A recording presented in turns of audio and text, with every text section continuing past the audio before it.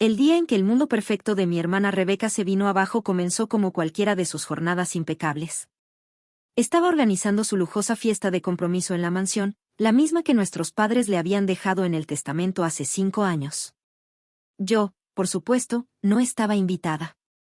Desde el trágico accidente que se llevó la vida de nuestros padres, no era bienvenida en su mundo.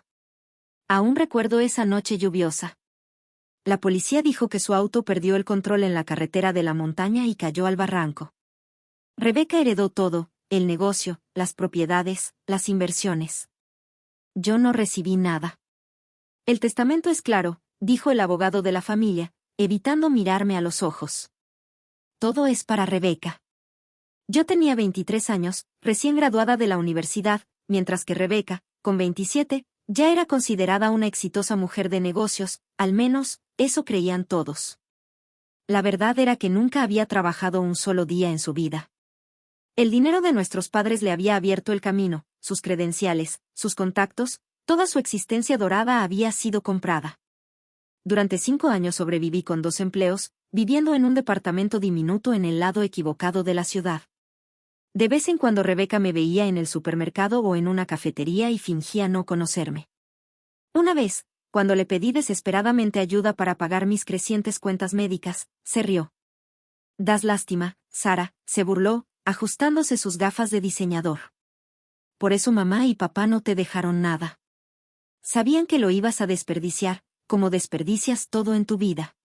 Pero el destino siempre encuentra la forma de revelar los secretos más oscuros, y el mundo perfecto de Rebeca estaba construido sobre el más oscuro de todos. Todo empezó a desmoronarse hace 3 meses, cuando el detective James Morrison apareció en mi departamento. Estaba más viejo, con el cabello canoso y ya retirado, pero lo reconocí al instante, él había sido el investigador principal del caso de mis padres. «No podía dormir por las noches», me dijo, sentado en mi pequeña mesa de cocina. «Algo en el caso de tus padres nunca me cuadró. Al jubilarme el mes pasado, empecé a investigar. Lo que encontré». Sacó un expediente grueso y una memoria USB. «Necesitas ver esto». Las imágenes de seguridad eran borrosas pero claras. Mostraban a Rebeca reuniéndose con 2 hombres en un estacionamiento 3 días antes del accidente. Hubo un intercambio de dinero, palabras, y luego lo más incriminatorio, la voz de Rebeca. «Que parezca un accidente. No me importa cómo lo hagan. Solo asegúrense de que Sara no reciba nada». Sentí que el mundo dejaba de girar. La taza de café se me resbaló de las manos, rompiéndose en el piso. La voz del detective Morrison sonaba lejana mientras me contaba que había encontrado a uno de los hombres, ahora muriendo de cáncer en prisión, quien había confesado todo. «Tu hermana les pagó para manipular el auto de tus padres», dijo suavemente. «Ellos habían descubierto su desfalco en la empresa, sus credenciales falsas, todo.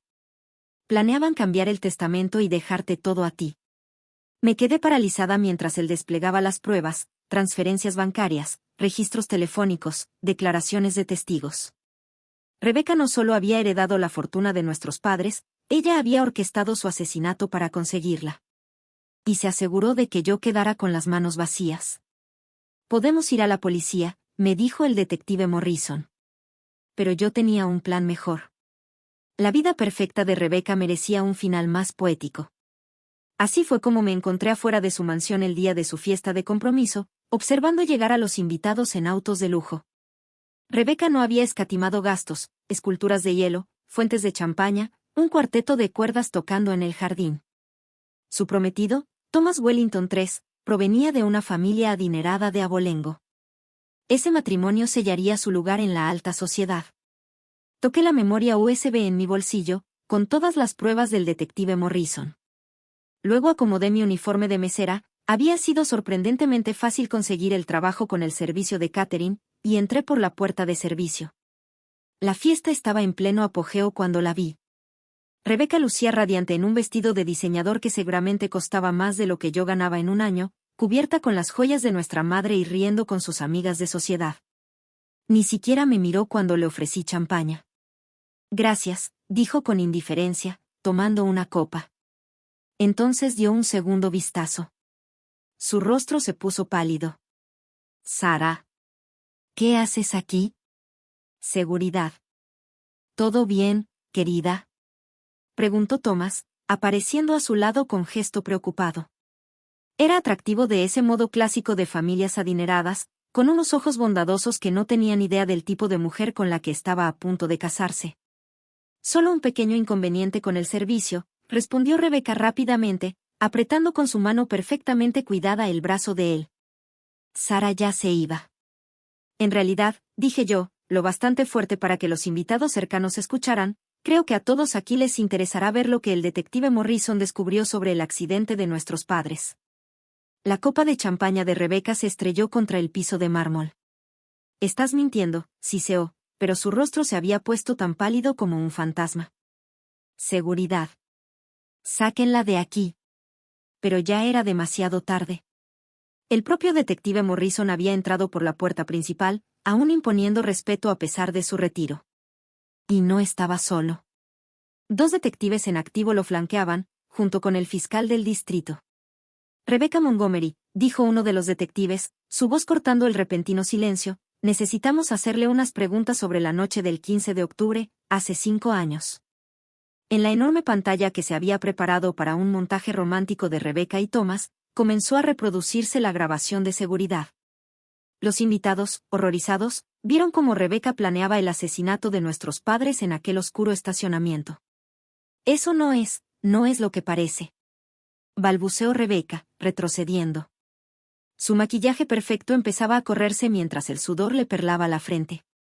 Sara está mintiendo. Siempre me ha tenido envidia. Thomas, diles algo. Pero Thomas ya se había apartado de ella, con el rostro marcado por el asco. Los murmullos se propagaban entre los invitados como fuego en la pradera. El mundo perfecto de Rebecca se desmoronaba igual que su copa de champaña en el mármol. Señora Montgomery, dijo el detective Morrison con tono formal, creo que es momento de terminar la conversación que dejamos pendiente hace 5 años. Las horas siguientes fueron un borrón de declaraciones policiales, invitados impactados apresurándose hacia sus autos y las negaciones cada vez más histéricas de Rebecca. La observé mientras los oficiales se la llevaban esposada, su maquillaje arruinado por las lágrimas, su vestido de diseñador arrugado por forcejear contra lo inevitable. Yo lo hice todo por esta familia. Gritaba mientras la escoltaban hacia la patrulla. Ese dinero me lo merezco. Sara siempre fue la favorita. Iban a arruinarlo todo. Thomas se quedó paralizado, con la cajita del anillo de compromiso que planeaba entregar en el clímax de la fiesta aún guardada en su bolsillo. Su familia había construido su fortuna durante generaciones, y la reputación lo era todo para ellos. Mientras subían a Rebecca a la patrulla, su padre lo jaló a un lado, susurrándole furioso sobre cómo manejar el escándalo. Pero yo no había terminado todavía. El detective Morrison había sido minucioso, más que minucioso. Había descubierto no solo el complot de asesinato, sino años de crímenes financieros de Rebecca, desfalco, lavado de dinero, evasión de impuestos. Las pruebas eran aplastantes. Tus padres sospechaban, me dijo más tarde en la estación de policía.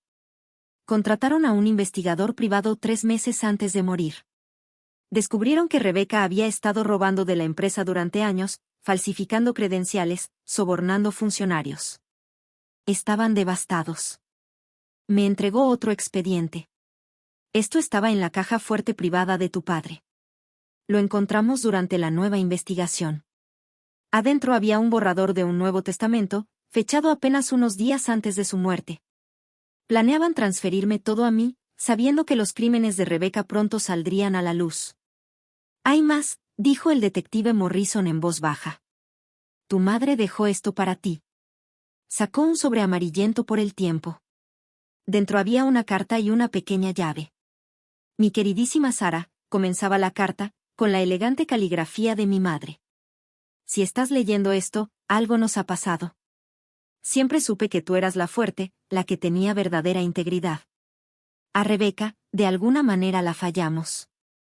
Le dimos demasiado y esperamos demasiado poco. La llave es de mi caja fuerte en el First National Bank. Lo que hay dentro protegerá tu futuro, pase lo que pase. La caja fuerte contenía documentos que revelaban una fortuna oculta, inversiones, cuentas en el extranjero, propiedades de las que Rebecca nunca había sabido. Tu madre era brillante con el dinero, me explicó el detective Morrison. Construyó un imperio aparte de la empresa de tu padre, y te lo dejó todo a ti. Las semanas siguientes pasaron como un torbellino. Rebeca. El juicio de Rebeca fue rápido, las pruebas en su contra eran irrefutables. Se declaró culpable para evitar la pena de muerte, recibiendo en su lugar múltiples cadenas perpetuas. Asistí todos los días, viendo cómo la fachada perfecta de mi hermana se derrumbaba mientras la verdad salía a la luz. Sus amistades de la alta sociedad la abandonaron. La familia de Thomas emitió un comunicado público demoledor, denunciándola. El mundo empresarial, que antes la celebraba por su éxito, ahora diseccionaba sus crímenes en lujosas revistas. La llamaban la viuda negra heredera, la socialité asesina derribada por la justicia de su hermana. Pero la verdadera sorpresa llegó durante la audiencia de decomiso de bienes. No solo heredé la herencia original de nuestros padres, sino que los delitos de Rebeca provocaron que todas sus propiedades fueran confiscadas.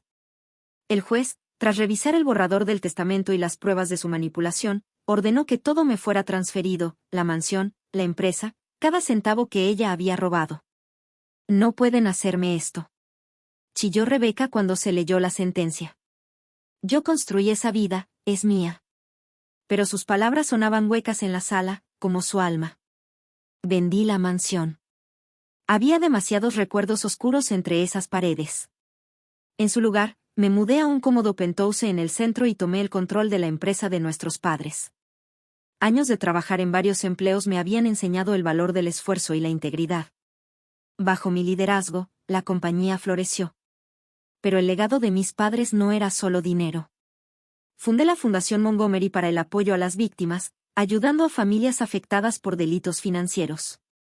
Cada año financiábamos investigaciones de casos sin resolver, dándoles a otras familias el cierre que nosotros por fin habíamos encontrado. El detective Morrison se unió al consejo de la fundación después de jubilarse. Tus padres estarían orgullosos, me dijo en la ceremonia inaugural.